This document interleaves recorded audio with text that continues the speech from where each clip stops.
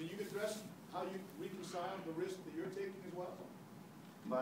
All my life it's been a risk. I mean, from the time that I came out of high school, from the time that I coached at Texas A&I, from the time that they moved me to offense, when people said, Coach Juan, what are you doing? He's never even messed around with the offensive line. You know, from the time that I started doing interns, and the next thing is I said, you know what? I'm going to put offensive linemen from Texas A&I, Division II school in the NFL. I'm going to coach in the NFL. So really, my life's always been about proving people wrong, and I think that's what Philadelphia is. Philadelphia is a bunch of people that work hard, that are always put down, or they always want to be the best, and people think they can.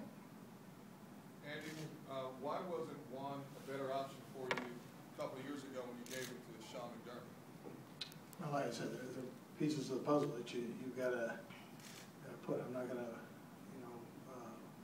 weaken a spot. If I don't have a legitimate fill in there, I'm not going to do that.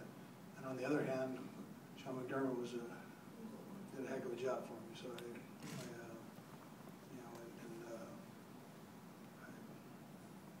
made that decision. And I know we probably after the Super Bowl talked to some of the coaches of those teams who expressed interest in something Philadelphia.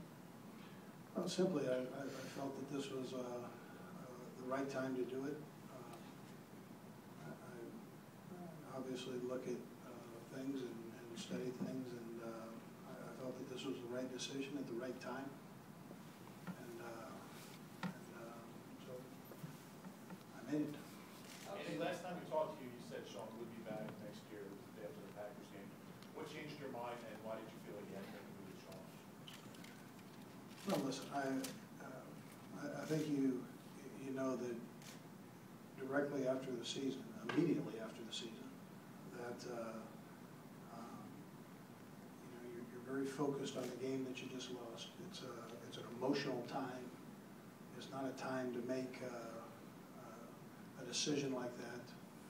I was able to step back, buy some time, and think, and it was that simple. And I came to the conclusion that for a kid that worked his tail off, which Sean did, and like I said, did a heck of a job, for the best for the Eagles and the best for Sean McDermott, was that we went a different direction.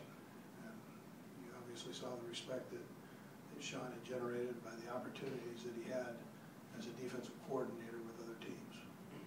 Juan, when Sean took over, he said it was his desire to basically follow the schemes of Jim Johnson. Will you follow basically that same type of defense, or do you have your own schemes?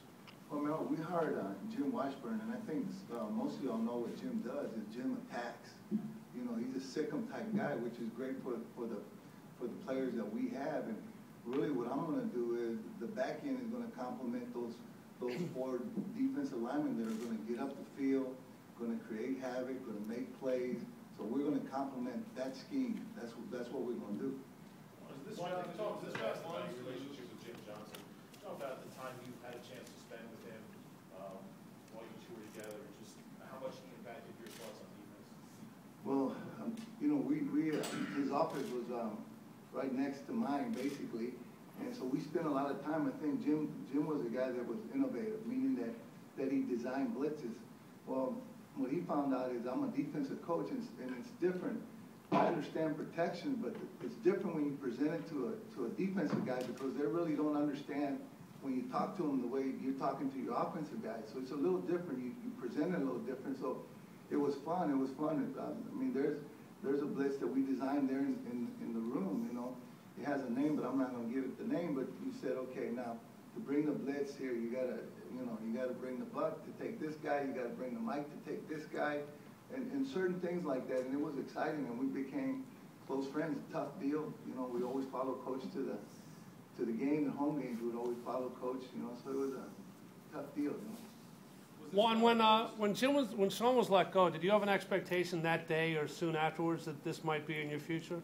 Well, you know, I'm a defensive guy, you know, and I think all the front seven guys know that, because I'm always talking to them like that. And I know that Coach throughout the years, we talk about things like that, and I say, Coach, man, if I could ever go back on defense, I'd be tough just because I understand what offenses are trying to do, the run game, the protections, the passing, enough of the passing game that will be an asset for him. Was this job, Juan, to do